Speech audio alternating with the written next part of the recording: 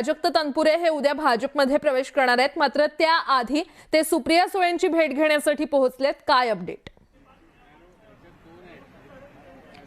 प्राजक्त तनपुरे हे मुळातच राष्ट्रवादी शरदचंद्र पवार पक्षाचे नेते आहेत आणि ज्यावेळेला महाविकास आघाडीचं सरकार होतं त्यावेळेला त्यांना राज्यमंत्रीपद सुद्धा देण्यात आलेलं होतं. त्यामुळे ते माजी मंत्री सुद्धा आहेत आणि त्यामुळं आता जेव्हा त्यांचा भाजप प्रवेश हा जवळपास निश्चित झालेला आहे त्या पार्श्वभूमीवर सुप्रिया सुळे यांची भेट घेण्यासाठी ते वायदी चव्हाण सेंटर इथं आलं असण्याची शक्यता दिसून येते आहे. कारण जाताना ते काही बोललेले नाही आहे, त्यामुळे ते कशासाठी आलेले होते हे अजून स्पष्ट झालेलं नाही. परंतु उद्या जेव्हा त्यांचा पक्षप्रवेश होतो आहे भाजपमध्ये त्यावेळेला जो जुना पक्ष आहे त्या पक्षाला योग्य पद्धतीनं तिथून बाहेर पडण्याचा हा कदाचित त्यांचा प्रयत्न असावा आणि त्यासाठी म्हणून सगळं वरिष्ठ नेत्यांशी बोलून ते बाहेर पडत असावे आणि त्यासाठी म्हणून सुप्रिया सुळे यांची भेट घेण्यासाठी ते वायबी चव्हाण सेंटर इथं आले असावेत असं तुर्तास तरी दिसून येत आहे. राज्यात सध्या विधान परिषदेच्या निवडणुकीचे वारे वाहत आहेत आणि त्या पार्श्वभूमीवर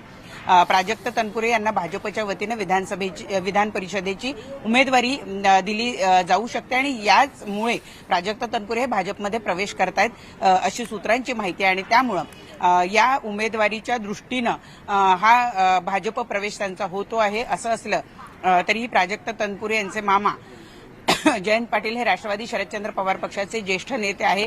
महाविकास आघाडीमध्ये त्यांचं महत्वाचं योगदान होतं. अद्यापही महाविकास आघाडीच्या ज्या काही बैठका होतात त्याच्यामध्ये जयंत पाटील यांची भूमिका महत्वाची असते.